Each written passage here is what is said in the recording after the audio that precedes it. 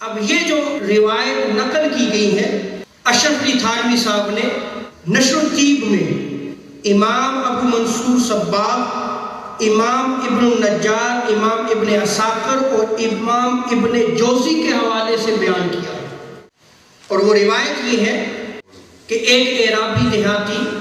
تاجدار کائنات صلی اللہ تعالیٰ علیہ وسلم کی قبر انور پر زیارت کے لیے آیا۔ وہ حضور کے قدمین کی جانب کھڑا ہو گیا اور حضور کی بارگاہ میں عرض کرنے لگا، بِأَبِي أَنْتَ وَأُمِّي یا رسول اللہ، اے اللہ کے رسول میرے ماں باپ آپ پر قربان ہو، جئتک مثقلا بالذنوب والخطایا، اے اللہ کے رسول میں آپ کی بارگاہ میں آیا ہوں، میں گناہوں میں لت پت ہوں، میری زندگی گناہوں پہ گزری ہے، مجھ سے غلطیاں سرزد ہوئی ہیں، میں خطا کار شخص ہوں اور میں آپ کی بارگاہ میں آیا ہوں مستشفعا بک علی ربک، اس لیے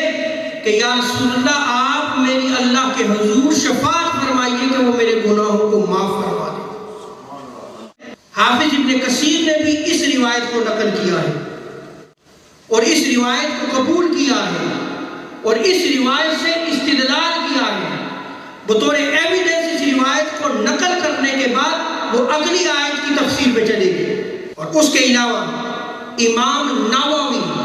بہت عظیم محدث ہیں، انہوں نے اس روایت کو کتاب الاذکار میں نقل کیا ہے اور شفاء و سقام میں بھی اس روایت کو نقل کیا گیا ہے۔ اور اس روایت کے الفاظ کیا ہے کہ وہ شخص، وہ دیہاتی حضور کی بارگاہ میں حاضری دیتا ہے، فقال السلام علیک یا رسول اللہ، حضور کی بارگاہ میں سلام عرض کر رہا ہے، اے اللہ یہ بندہ ناچیز آپ کی بارگاہ میں آپ کی ذات پر سلام پیش کرتا ہے، وقد جئتک مستغفرا لذنبی مستشفعا بک الی ربی، اے اللہ کے رسول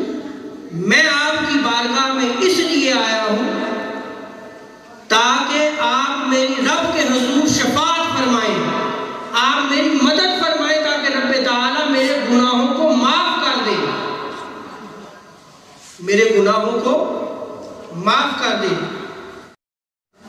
راوی بیان کرتے ہیں کہ وہ شخص تھوڑی دیر کے لیے سو گیا، خواب میں تاجدار کائنات صلی اللہ علیہ وسلم تشریف لائے اور اس شخص کو خوشخبری دی کہ جاؤ تمہارے گناہوں کو معاف کر